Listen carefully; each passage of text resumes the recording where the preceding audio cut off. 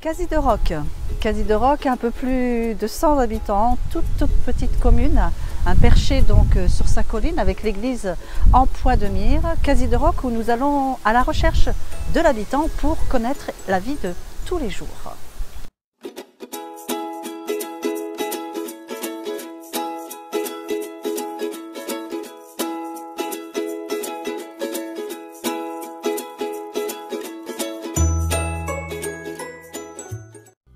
Cazy de Roc, c'est ce très joli petit village que vous êtes en train de découvrir ou de redécouvrir, j'en pense pour la plupart d'entre vous.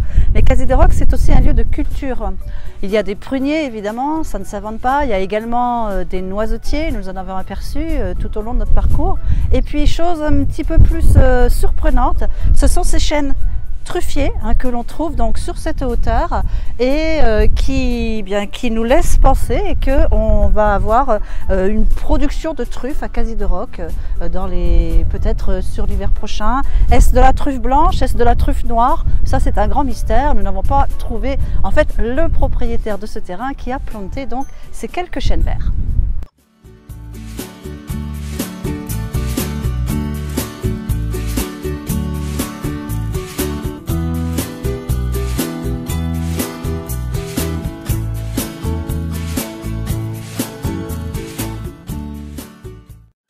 Madame Cavalier, bonjour. Bonjour. Bonjour. Alors avec Cédric, nous avons commencé cette troisième partie de Zoom sur. Nous étions sur la route en train de rouler.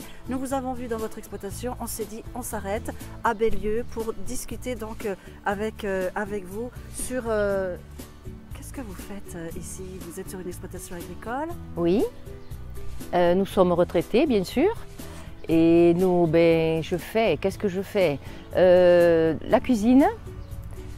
Ensuite, on nettoie, je m'occupe des fleurs et puis après, maintenant, j'ai travaillé, mais maintenant je ralentis. Donc, on a fait beaucoup de vaches, on avait le lait, on avait beaucoup d'activités dans notre. J'ai aidé mon fils tant que j'ai pu, mais maintenant tout ça c'est fini. Vous avez fait les vaches jusqu'à quelle période?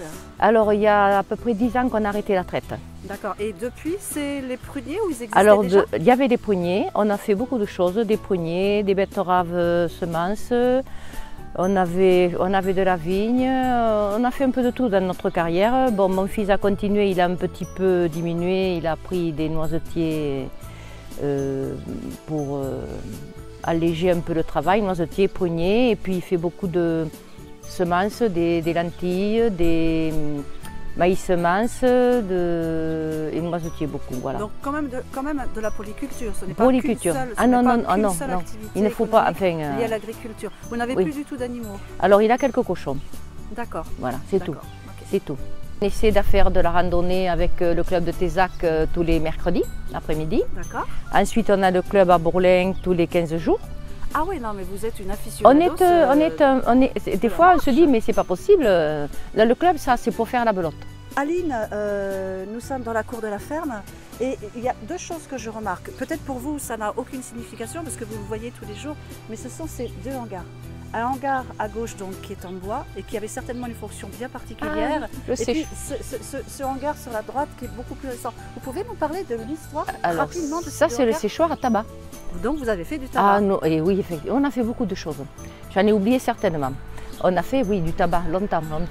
Vous savez que dans la région d'Ordogne, dans le département de la Dordogne, il y en a qui réinvestissent ces séchoirs, oui, mais il est trop abîmé. Ces anciens séchoirs pour en faire des lieux de vacances. Oui, tout à fait, il est trop vieux, il est trop... Et donc le nouvel hangar, là, le site imposant, véritablement, il répond à la maison, il répond à la maison. Ça, c'est le hangar qui est moderne, on va dire. Alors, voyez, le grand-père de mon mari, dans sa carrière, il a construit la grange, les vaches étaient là-bas.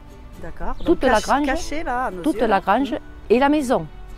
En 1928, il a fini la maison et la grange. Dans sa carrière, il a fait la grange et la maison. Mais allez-y maintenant, tiens. C'est énorme, bien sûr. Après, bon, il est évident que les ouvriers n'étaient pas payés comme maintenant et que tout le monde cherchait du travail et que... C'était plus facile en fait, pour avoir ce genre d'activité. Tout à fait.